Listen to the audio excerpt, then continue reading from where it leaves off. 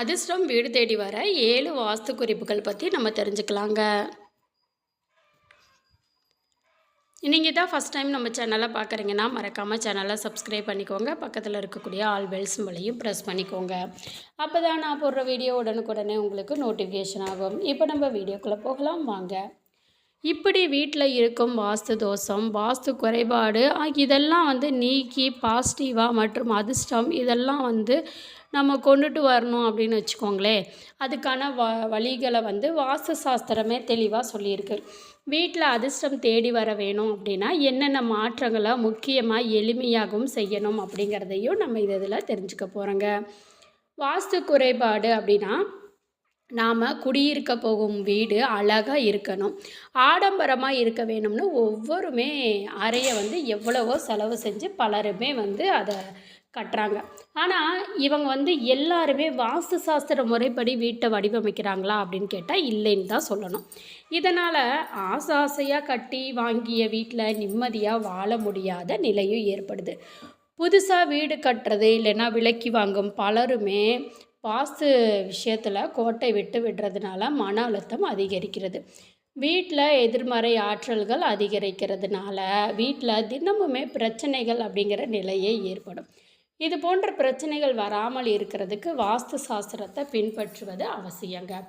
நம்மோட வீட்டை தேடி அதிர்ஷ்டம் வர வேணும் அப்படின்னா நம்ம எந்த மாதிரியான வாஸ்து குறிப்புகளை பின்பற்ற வேண்டும் அப்படிங்கிறத பற்றி நம்ம தெரிஞ்சுக்கலாங்க.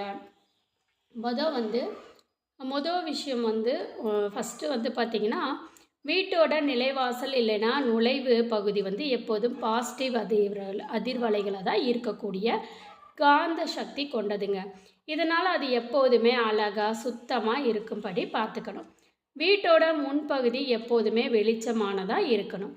வீட்டோட பிரதான கதவு வைக்கிறதுக்கு வடக்கு இல்லைன்னா கிழக்கு சரியான திசை.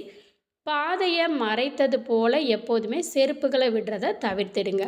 இது நெகட்டிவ் எனர்ஜியை ஈர்க்கக்கூடியதாக இருக்கும். வீட்டுக்குள்ளே செல்லும் பாதை எந்தவித இடையூறுமே இல்லாமல் இருக்கணுங்க.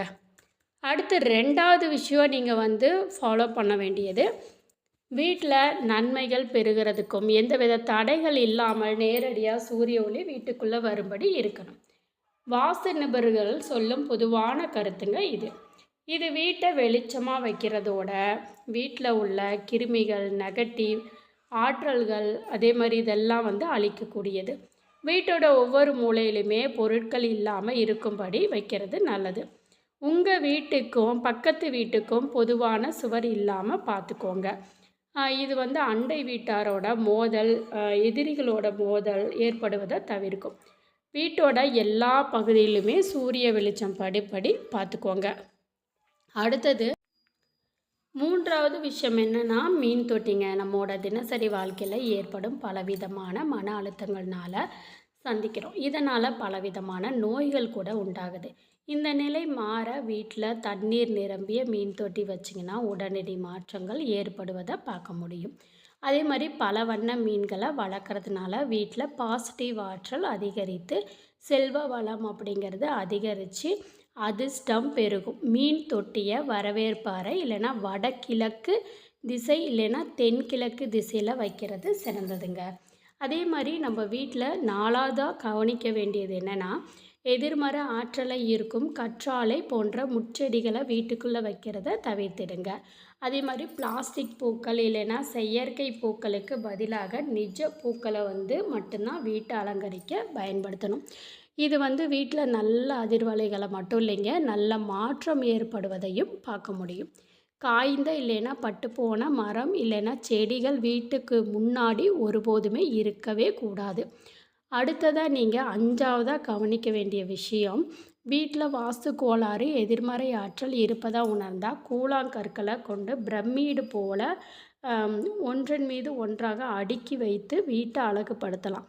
இது வாஸ்து குறைபாடுகள் அனைத்துமே சரி செய்வதோடு வீட்டில் உள்ள அனைத்து எதிர்மறை ஆற்றலையும் நீக்கி விடும். இந்த கல் பிரமிடுகளை பூஜை அறையிலோ இல்லைன்னா வீட்டின் மைய பகுதியிலோ வைப்பது சிறந்ததுங்க. அதே மாதிரி காற்றாடி மணியை வீட்டில் வைக்கிறதுனால அதிலிருந்து எழும்பக்கூடிய ஓசையினால் வீட்டில் உள்ள தடைகள் விலகி ஆற்றல் சக்தி அனைத்து இடங்கள்லையும் பரவும். உலோகத்தினால் ஆன காற்றாடி மணியை வீட்டுக்கு மேற்கு அல்லது வடக்கு திசையிலும், மரத்தால் ஆனதாக இருந்தால் கிழக்கு அல்லது தெற்கு திசையிலும் தொங்கவிடலாம். இல்லைன்னா 6, 8 எண்ணிக்கையிலான குழல்களை கொண்ட காற்றாடி மணிகளை வீட்டில் வைப்பதனால அதிர்ஷ்டம் பெருகும். நோய்கள், சண்டை சச்சரவுகள் நீங்குவதற்கு 5 குழல்கள் இருக்கும் காற்றாடி மணியை பயன்படுத்தலாங்க. அதே மாதிரி 7வது விஷயம் பார்த்திங்கன்னா சுத்தம்.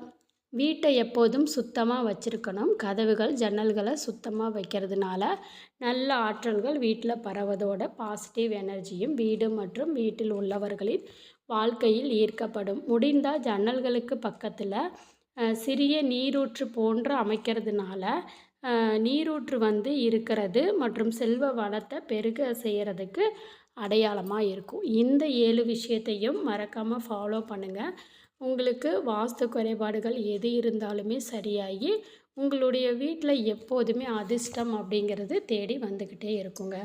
இந்த பதிவு உங்களுக்கு பயனுள்ளதாக இருந்துச்சுன்னா வீடியோவை லைக் பண்ணிக்கோங்க, சேனலை சப்ஸ்கிரைப் பண்ணிக்கோங்க. நன்றி.